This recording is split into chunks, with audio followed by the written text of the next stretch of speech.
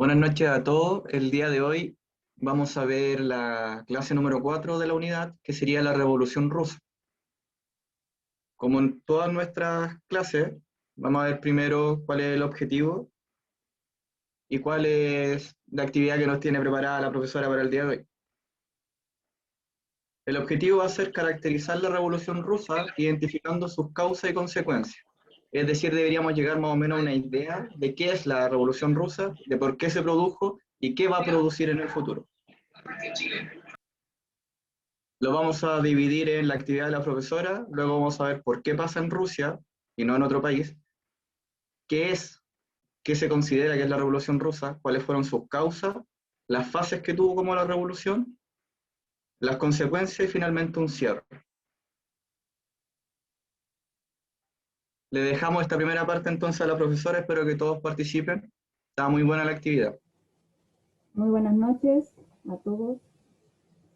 Bueno, la actividad resumen de hoy, sobre la clase anterior, ¿cierto? La clase anterior comenzamos con la Primera Guerra Mundial, y en esta actividad de resumen, que es el mismo estilo que estamos utilizando, un juego, ¿cierto?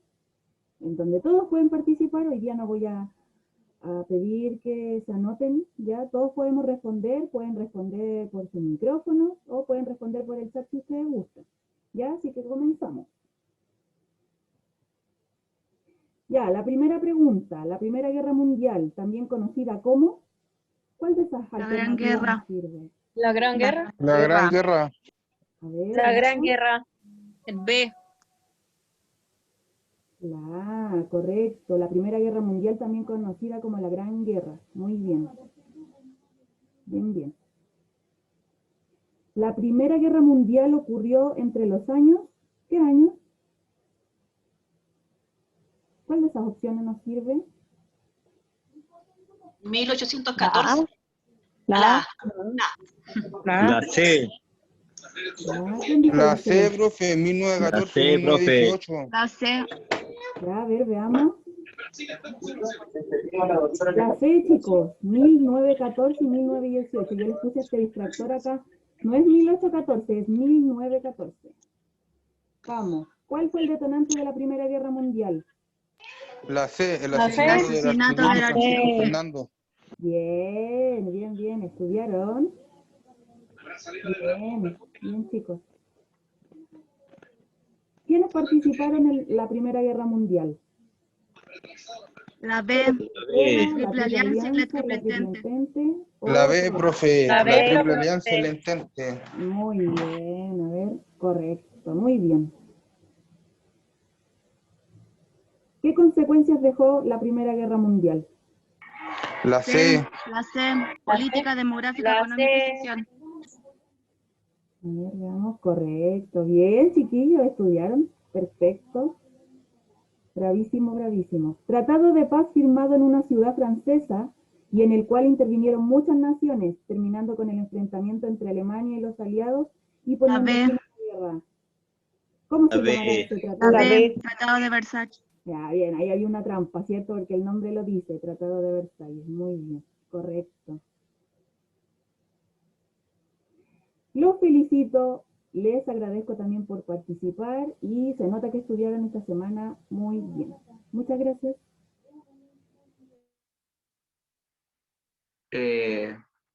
Los felicito a todos. De verdad me sorprendió que tuvieran la mayoría de las respuestas buenas a la primera. Hubo una ahí donde se equivocaron al principio, pero corrigieron rápido.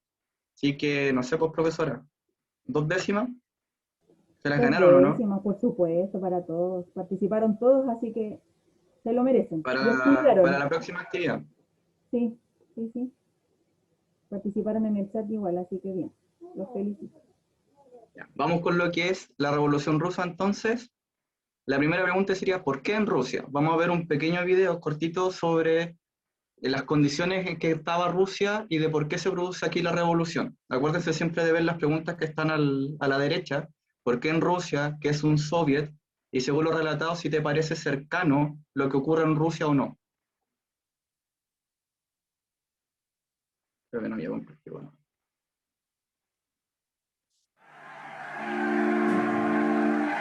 ¿Por qué en Rusia?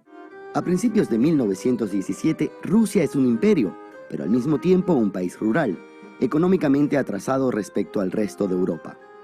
El zar Nicolás II, último heredero de la dinastía Romanov, es un autócrata, o sea, concentra en sus manos todos los poderes.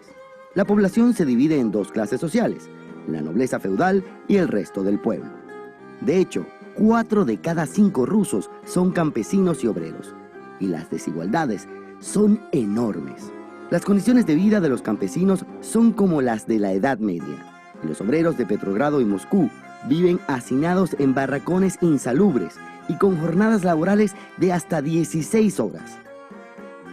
Ante esta situación, Nicolás II se niega a conceder reformas y periódicamente explotan nuevas revueltas que las tropas del zar reprimen de forma violenta. La más sangrienta de ellas ocurre en 1905 en Petrogrado, y uno de los líderes de esa sublevación es Vladimir Ilich Ulyanov, conocido como Lenin, dirigente de la facción bolchevique del Partido Obrero Socialdemócrata de Rusia, de orientación marxista. 12 años después, Petrogrado volverá a ser el foco de la revolución y Lenin será uno de los protagonistas principales. ¿Qué pasó en 1917? Desde 1914, el ejército ruso está luchando en la Primera Guerra Mundial. Tras 3 duros años de guerra, hay más de 6 millones de muertos, heridos y prisioneros entre las filas rusas.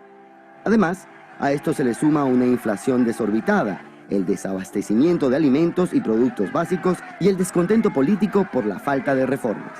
En este contexto, en febrero de 1917, según el calendario juliano en uso en Rusia, el gobierno imperial es debilitado por un conjunto de huelgas y por la presión de la oposición liberal y de los mandos militares. Al cabo de unos días, el zar Nicolás II, desacreditado e incapaz de controlar la situación, es obligado a abdicar y es confinado con toda su familia. Un año después, todos los Romanov serán ejecutados.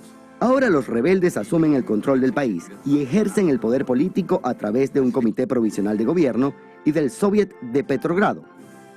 El gobierno provisional está formado por políticos liberales y socialistas moderados y está dirigido por el socialrevolucionario Alexander Kerensky.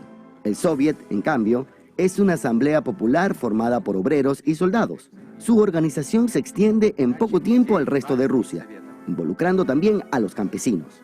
Estos dos órganos compiten entre ellos por el poder. En las primeras semanas, el gobierno provisional decreta la libertad de prensa y de reunión y permite el regreso de los exiliados políticos, entre ellos Vladimir Lenin, pero no puede llevar a cabo las reformas sociales y económicas prometidas. En cambio, el Soviet obtiene rápidamente el apoyo popular, pero también dentro del Soviet se enfrentan dos facciones. Por un lado, los mencheviques, que son marxistas moderados. Por el otro, los bolcheviques, el grupo más radical guiado por Lenin y León Trotsky. Estos dos dirigentes comunistas logran el control total del Soviet. ¿Cómo fue entonces la Revolución de Octubre?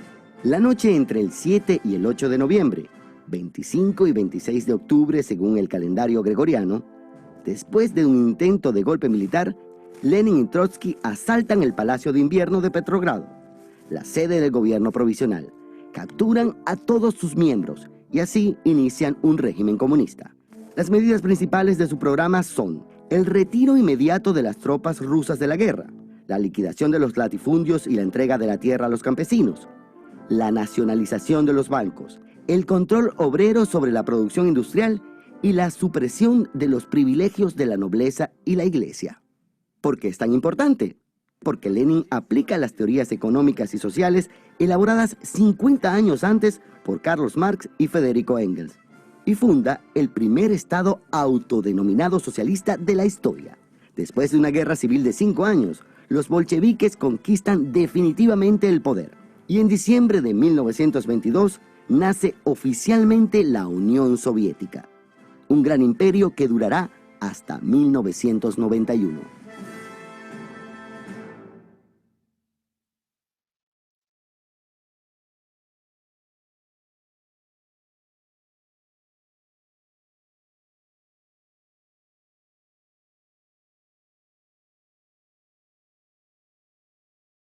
Profe, tiene silenciado su micrófono.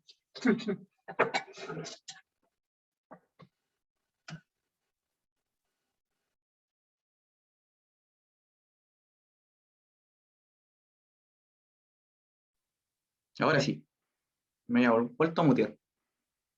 ¿Se me escucha, cierto? Sí, profe. Sí, ya. ¿Quién me podría contestar la primera pregunta, ya sea por el chat o por micrófono? ¿Por qué pasó en Rusia la revolución? Por las malas condiciones que estaba teniendo la gente en ese momento, que era Muy prácticamente bien. igual que en el siglo, o sea, en el medioevo. Tenemos, perfecta la respuesta, tenemos que hay una población que existe en dos extremos, o es muy pobre o es muy rica. No existe una parte intermedia. Y obviamente la parte que está en la parte de pobreza es mayor que la que está en parte de riqueza. ¿Qué es un soviet? Institución. Una asamblea Partido popular político. creada por obreros. Ya. Nos quedamos con eso, es una asamblea de obreros. Danilo nos dice que es una agrupación de obreros y soldados durante la Revolución Rusa. Perfecto. Se mantiene después de la Revolución, Danilo, por si acaso. Por eso se llama Unión Soviética, es unión de soviets, de muchas asambleas.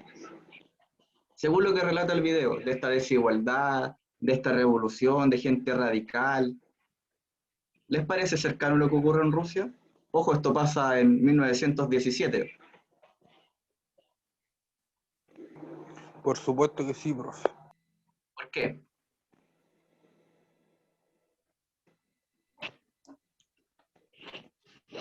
Porque aquí en Chile hay más ricos que pobres, más, hay mucha riqueza.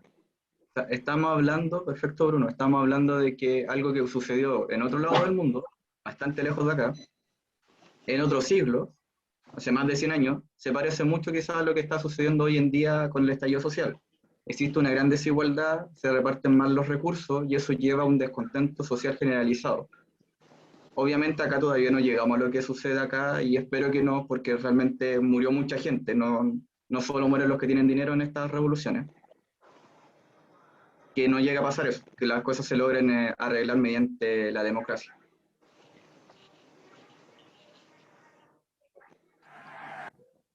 ¿Qué es la Revolución Rusa? Definición. La Revolución Rusa es un movimiento político, social y económico que estalló en el año 1917 en el Imperio Ruso.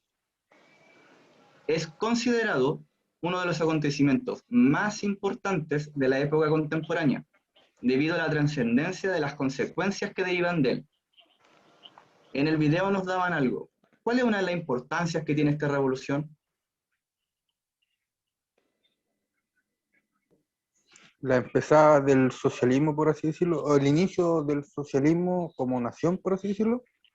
Va a ser, muy bien, va a ser el primer estado que toma el comunismo, el socialismo, como una forma viable de gobierno. Antes era solamente teórico. Se hablaba de, pero ellos son los primeros de instaurar, y después podemos evaluar si les funcionó o no, un sistema comunista. El video habla de socialismo, pero es un sistema comunista. ¿Quién puede ayudarme a leer esta parte?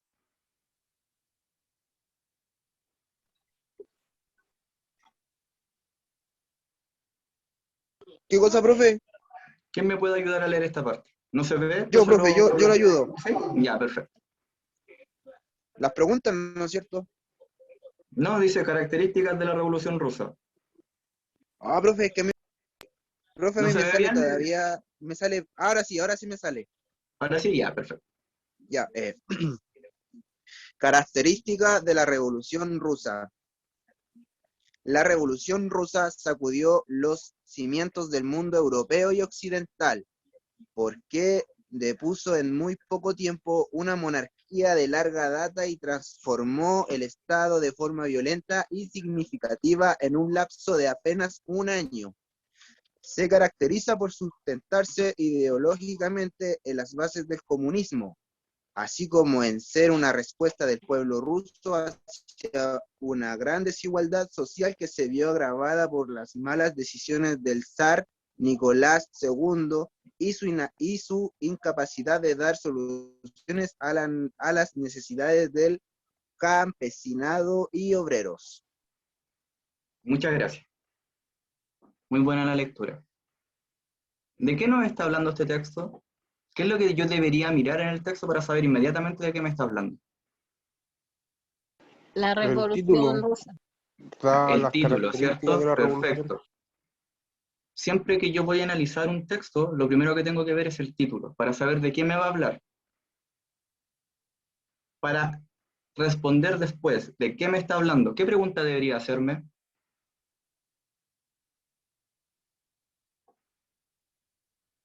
¿Dónde sucedió? Cerca. ¿Por qué sucedió? ¿Ya? ¿Cuáles son las Cerca. características de la revolución? Una vez que yo veo el título, tengo que encontrar al sujeto. Es decir, la pregunta que tengo que hacerme es ¿de quién o de qué me está hablando? Y ahí podría ser la traducción, ¿cuáles son las características? ¿De qué me está hablando? ¿Cierto? Y en base a esa pregunta, yo no es necesario que me lea el texto por completo, tengo que ir encontrando las características. ¿Cuáles son las características de la Revolución Rusa? Que fue rápida. Que fue rápida. Tengo una. Violenta. Violenta. Ideológicamente. Violenta. Dos. ¿La base del comunismo, profe? Que fue comunista. Perfecto. Tres. ¿Quién me puede dar una cuarta? Significativa. Y fue significativa, ¿cierto? O sea, yo puedo ir encontrando las características de forma más rápida si sigo estos pasos. Esto es porque se los digo, porque muchas de las guías que vienen, o incluso la que ya vimos, tenemos que ir analizando textos. Entonces es bueno ir agilizándolo mediante esos pequeños trucos que uno va aprendiendo durante las clases. La Revolución Rusa, por lo tanto, va a ser algo muy rápido, como muchas de las revoluciones en realidad que han sucedido en la historia. Va a ser muy violenta, va a morir mucha gente. De hecho, va a también tener una guerra civil entre los mismos revolucionarios. Y lo primordial que va a llevar a muchas cosas después es que va a ser comunista. Va a ser muy importante en la segunda mitad del siglo XX de que haya sido comunista. ¿Cuáles van a ser las causas de esta revolución?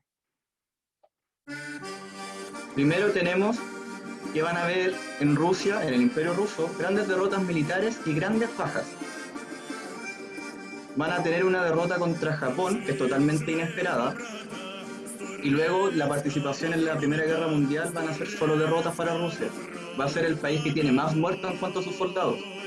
Todo esto va a llevar a que tanto el ejército como la población estén muy descontenta con lo que está sucediendo y con las decisiones políticas que se están tomando. En segundo lugar, tenemos que existe una gran crisis económica que obviamente está relacionada con estas derrotas militares. ¿Por qué? Porque Rusia es un país rural, es decir, se dedica más que nada a la agricultura, más que a la industria. Y este atraso le va a significar que existe una gran hambruna. ¿Quiénes van a pasar hambre? Los campesinos y los obreros. Obviamente los que son nobles o parte de la realeza no van a pasar hambre. Y en tercer lugar, tenemos que existe una gran desigualdad social. Una gran brecha entre los campesinos y proletariados, es decir, entre campesinos obreros con la nobleza zarista, con los que son partícipes del poder político y económico de Rusia. Entre todas estas, no hay ninguna más importante. Yo por lo general siempre les pregunto cuál es importante. Están todas relacionadas. Una lleva a otra. Y esto va a ir preparando el camino, el contexto, para que la gente esté cada vez más molesta con Nicolás II. Nicolás II, lamentablemente, no va a tener las mejores reacciones frente a las protestas y a las necesidades que tiene su pueblo. Va a tomar malas decisiones. Y es por esto que vamos a poder ver dos grandes fases dentro de la revolución, una con el zar vivo y otra con el zar muerto. Pongamos atención al video para poder entender más o menos qué pasó durante estas dos fases. 1917, la Revolución de Febrero y la de Octubre, que en realidad se produjeron en marzo y en noviembre, ya que Rusia se regía por el calendario juliano en vez de por el calendario gregoriano, como el resto del mundo. La Revolución de Febrero se inició con una huelga espontánea de los trabajadores de las fábricas de la capital, Petrogrado, hoy San Petersburgo. Los días siguientes, las huelgas y manifestaciones se generalizaron por todo Petrogrado, y la tensión fue en aumento. Las manifestaciones cada vez fueron más multitudinarias. El ejército no contó con los medios para reprimir la revolución, y Nicolás II, el último emperador de Rusia, tuvo que abdicar. El primer episodio de la revolución se había saldado con más de un centenar de víctimas, principalmente manifestantes. La caída rápida e inesperada del régimen suscitó en el país una ola de entusiasmo y un sentimiento de liberación. Un gobierno provisional sucedió al poder absoluto rápidamente. Este gobierno lo acabaría encabezando Alexander Kerensky. Estas primeras semanas llenas de esperanza y generosidad fueron muy pacíficas, tanto en las ciudades como en las zonas rurales. No hubo represalias contra los antiguos siervos del zar. Se decretó libertad de prensa, de reunión y se permitió la entrada de exiliados políticos, entre ellos la entrada del revolucionario Vladimir Lenin, que vivía en el exilio. Las posiciones se empezaron a mover. Los soviets, que eran asambleas populares de obreros, soldados y campesinos, en un principio permitieron al gobierno provisional gobernar, pero insistieron en una prerrogativa para influir en el gobierno y controlar diversas milicias. La masa de trabajadores y campesinos se politizaba. El pequeño partido bolchevique, liderado por Lenin, quien impuso una radicalización estratégica, se hizo portavoz del creciente descontento general y se convirtió en depositario de las aspiraciones populares. Con sus grandes dotes de oratoria, comenzó a defender los postulados de Karl Marx para sustituir el capitalismo por un nuevo sistema socioeconómico socialista e instaurar la dictadura del proletariado. Un frenesí por dialogar y exponer ideas se instaló en la sociedad. El gobierno de Kerensky cada vez era más impopular, incapaz de hacer reformas, se distanció de la población. Se siguieron mandando tropas para luchar en la Primera Guerra Mundial. Esto desencadenó revueltas populares. El gobierno provisional optó por la represión y comenzó a perseguir a los opositores. Lenin y León Trotsky planearon el derrocamiento del gobierno provisional para instalar el sistema comunista. Si la Revolución de Febrero fue un levantamiento espontáneo, en la Revolución de Octubre se podría hablar de un golpe estratégico organizado por Trotsky y Lenin contra el gobierno provisional. En la Revolución de Octubre, en Petrogrado, los soviets se apoderaron de los puntos estratégicos de la capital y asaltaron el Palacio de Invierno, derrocando al gobierno provisional. Lenin anunció 3 medidas: una paz inmediata, un decreto sobre la tierra para distribuirla entre los campesinos y la formación del Soviet de Comisarios del Pueblo, o Sovnarkom, que organizaría unas elecciones para elegir a una asamblea constituyente. El partido bolchevique de Lenin resultó derrotado en las elecciones. Lenin mandó disolver la asamblea, democráticamente elegida al estar en minoría. Esto desembocaría en una guerra civil. Los bolcheviques crearon la Cheka, una organización de inteligencia política y militar para aplastar cualquier tipo de disidencia. Sus métodos de represión no se limitaron a detenciones y fusilamientos en masa, sino que utilizaron brutales métodos de tortura. Aparecieron los primeros campos de concentración. El terror rojo había comenzado. En 1918, el que fuera zar de Rusia, Nicolás II, la zarina Alejandra y sus 5 hijos, que se encontraban recluidos en una mansión de los Montes Urales, fueron masacrados por un grupo de revolucionarios. La guerra civil que enfrentó al ejército rojo de Trotsky contra el ejército blanco se saldó con la victoria del ejército rojo. Se había impuesto el leninismo y la dictadura del proletariado.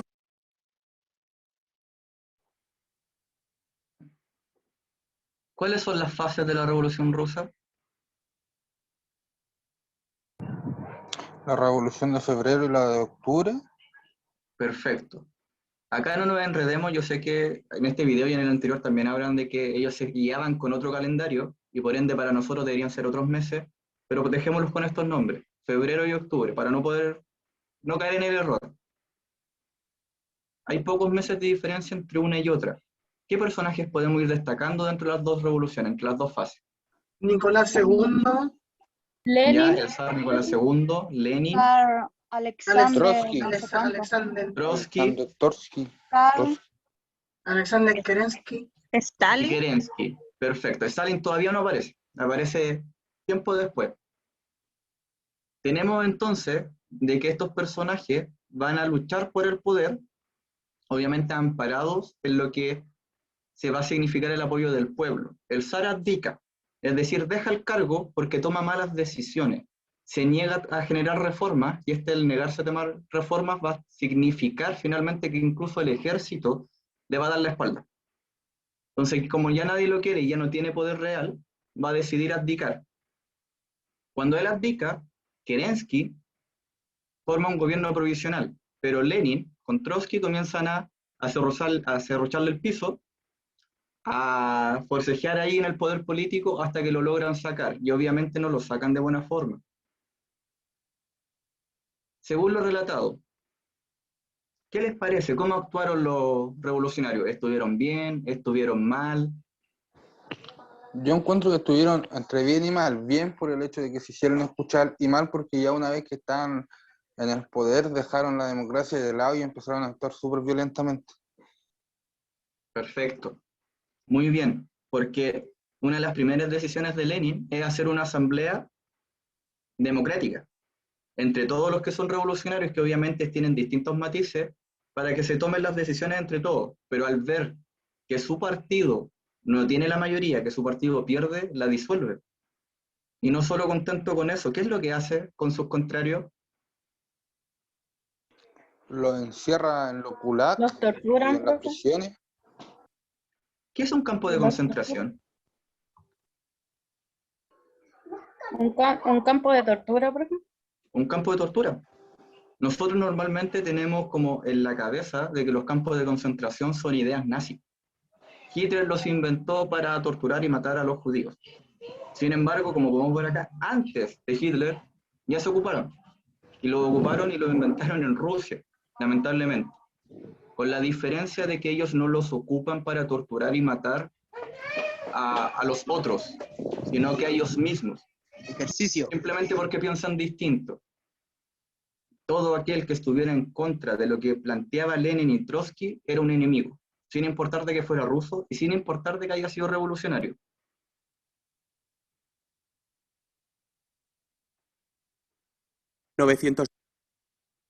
Tenemos entonces que este movimiento, que es muy rápido, muy sangriento, va a tener consecuencias, naturalmente. Tenemos primero como consecuencia, de forma natural, que va a caer el zarismo como sistema de gobierno. ¿Quién me podría decir qué es el zar? Si lo lleváramos a nuestro español, ¿qué podría ser? Vendría a ser como el rey. ¿Como el rey? Perfecto, es como un rey. Y él concentra el poder, él toma las decisiones por todos. Va a caer este sistema. Y esta caída del rey se va a instaurar como un ejemplo para futuras revoluciones. ¿Qué revoluciones se pueden haber visto inspiradas en la rusa? ¿La cubana? ¿Podría ser? La cubana, muy bien, perfecto. La revolución nazi no, porque es de otro lado político. Pero tenemos que la cubana, acá, que es muy cercana a la de nosotros, es comunista. Fidel fue como un movimiento comunista, perfecto ahí. Vietnam, Corea del Norte, China. Todas esas revoluciones se inspiran y siguen el ejemplo de lo que pasó en Rusia. No, porque hace mucho antes. Ahí sería al revés, ver si la revolución bolivariana inspiró a Lenin. Habríamos que averiguar eso. Como segunda consecuencia, tenemos que Rusia va a pasar de un estado limitado en poder a un aumento exponencial, va a aumentar mucho su poder. Y se va a transformar en una potencia mundial. Y a diferencia de los otros tiempos donde nosotros podíamos identificar muchas potencias, Alemania, Francia, Inglaterra, en el tiempo que Rusia va a ser potencia van a existir solo dos, que van a estar por sobre el resto. ¿Cuáles podrían ser? Rusia y ¿cuál más? Estados Unidos. Y Estados Unidos, perfecto. Y entre ambos se van a disputar el mundo. Como tercera consecuencia, tenemos que va a establecer el comunismo como un gobierno, como veníamos viendo, y va a cambiarse de nombre y va a pasar a ser la Unión Soviética. Y la cuarta va a ser que va a dividir el mundo en dos, entre comunismo y capitalismo. Tal como nos contestaron hace unos segundos, entre Rusia y Estados Unidos. Y esta división del mundo no va a ser pacífica. Pese de que no hay pelea entre ellos de forma directa, van a haber peleas entre ellos de forma indirecta. Van a participar en guerras o en movimientos revolucionarios de otros países para imponer su sistema de gobierno. Como tomamos el ejemplo de Cuba, en Cuba, por ejemplo, Rusia va a apoyar la revolución y Estados Unidos va a estar en contra de esa revolución. Y obviamente se va a imponer los intereses de Rusia. Hasta aquí, ¿cuál creen que es más importante de estas consecuencias? La caída del zar, porque empezó con todo. Fue como la primera pieza del dominó que cayó. Normalmente en historia, uno ve por lo general el efecto de causa y reacción. ¿Qué lo provoca y qué reacciones tenemos, cierto? La Unión Soviética, bro. El nacimiento de la URSS. Ya. No existe, acá, ojo, porque esas son preguntas trampa en historia, por eso le iba a decir esto. No existe ni un inicio ni un final, porque si yo veo la caída del zarismo como lo que empezó todo, yo me puedo seguir devolviendo. Y de manera prácticamente eterna mientras tenga fuentes de donde leer. Y en cambio, con el resto, yo podría decir, ya, para nosotros quizás el nacimiento de la Unión Soviética, porque es más cercano a nosotros, nos afectó más, pero alguien me podría decir comunismo y capitalismo. Chile en este minuto es un país capitalista. En un momento trató de ser un país comunista. ¿Y qué le pasó? Hubo un golpe de Estado. Guerra Fría. La división del mundo en dos. Todas estas consecuencias son importantes según el contexto en el que yo las vaya a mirar y cómo las vaya a evaluar. Entonces, cuando yo le haga ese tipo de preguntas, más que nombrarme una, piensen muy bien el por qué me van a decir eso. Porque me podrían haber nombrado cualquiera y hubiera estado bien. Yo me hubiera fijado netamente en cómo argumentan, cómo defienden el por qué ese y no las otras. Para que lo tengan presente para las próximas clases, porque les voy a hacer esas preguntas. Vamos a ir elevando el nivel de exigencia de las clases, ¿ya?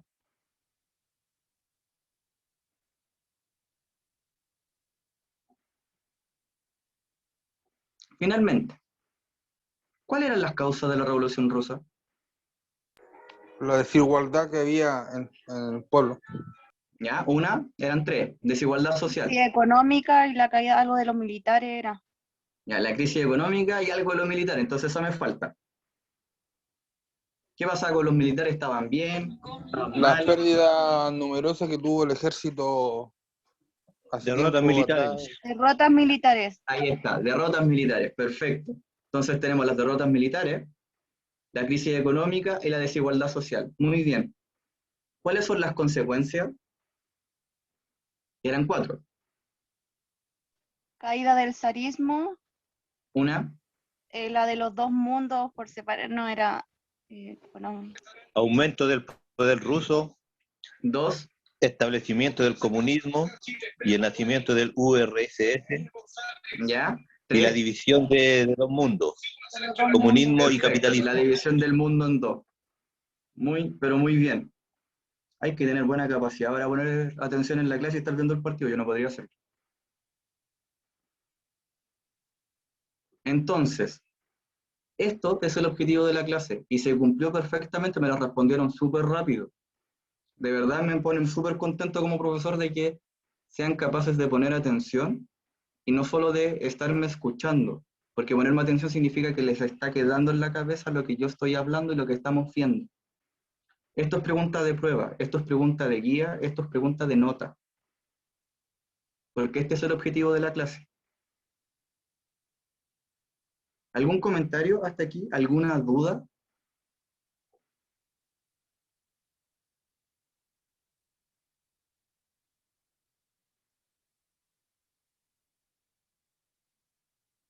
Vuelvo a preguntar. ¿Alguna duda? Ya, en el chat me dicen que no. No, profesor, muy bien la clase de hoy. Muchas gracias. Entonces quedan liberados. Esta fue la clase de hoy día, la de la Revolución Rusa. Estudien. Acuérdense que para estudiar, fíjense en los objetivos de las clases. No están al azar. De eso nosotros vamos a preguntar después. Si el objetivo es identificar causa y consecuencia, apréndanse cuáles son las causas y las consecuencias. ¿Ya? Para que después no tengamos problemas con las evaluaciones. Que tengan una muy buena noche.